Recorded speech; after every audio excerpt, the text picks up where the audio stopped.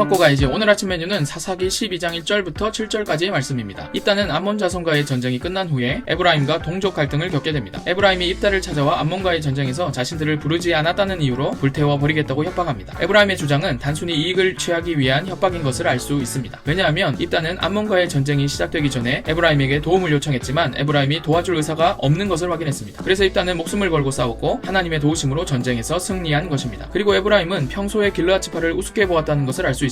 에브라임은 길르앗 사람들을 도망한 자라고 불렀는데 주인의 허락도 없이 도주한 노예나 비천한 대상을 가리킬 때 사용되는 단어입니다. 에브라임의 주장은 성경 어디에도 그 근거를 찾을 수 없는 단순히 길르앗 사람들을 향한 비하였다고 보여집니다. 전리품에 욕심이 난 에브라임은 기드온이 전쟁에서 승리했을 때와 비슷한 태도로 입다를 찾아와 시비를 건 것입니다. 차이점이 있다면 기드온은 유하게 그 상황을 넘겼지만 입다는 그렇지 않습니다. 그들의 태도를 강력하게 비판하고 곧바로 길르앗 사람들을 불러 모아 에브라임을 공격하고 그들을 무찌릅니다. 길르앗 사람들은 요단강 나루를 점령하고 지나는 사람들에게 쉬볼렛이라는 발음을 하게 해서 에브라임 사람들을 구별하여 죽입니다. 쉬볼렛이라는 발음은 시냇물이라는 의미로 지역마다 발음이 달랐기에 에브라임 사람들을 구별할 수 있었던 것입니다. 에브라임은 길르앗 사람들에게 도망한 자라고 비하했는데 이제는 자신들이 도망자가 된 것입니다. 이스라엘의 타락이 심각해져 갑니다. 공동체의 결속력이 약화되고 동족 간의 갈등이 깊어져 가는 것을 볼 수 있습니다. 이와 같은 동족의 비극적인 전쟁의 원인은 에브라임의 탐심 때문이며 같은 동족이며 형제임에도 불구하고 스스로 우월하다는 생각을 했고 더 나아가 형제를 비하하는 태도를 가졌기 때문입니다. 문제는 에브라임에게만 있는 것이 아니라 사사로 세움받은 입다에게도 있습니다. 사사는 하나님의 대리자 역할을 해야 하고 하나님께서 주신 능력으로 이스라엘 백성을 지키는 것인데 입다는 그 능력으로 동족을 잔인하게 죽인 것입니다. 입다의 통치 기간 중 이스라엘의 평안의 기록이 없다는 것은 입다가 사사 역할을 제대로 수행하지 못했다는 것을 보여주고 있습니다. 오늘의 적용, 빠밤. 우리는 옆에 있는 지체를 향하여 어떤 태도를 가지고 있는지 점검해 봅시다. 경쟁의 대상, 비교의 대상이 아니라 세상 속에서 함께 믿음을 지켜 하나님의 영광을 드러낼 동력자로 바라보길 소망합니다. 또한 하나님께서 나에게 허락하신 은사와 달란트를 어떻게 사용하고 있는지 점검해 봅시다. 나만을 위한 혹은 누군가를 상하게 하기 위한 능력이 아니라 하나님의 뜻을 따라 회복하고 지켜내며 살리기 위한 능력으로 선용되길 소망합니다.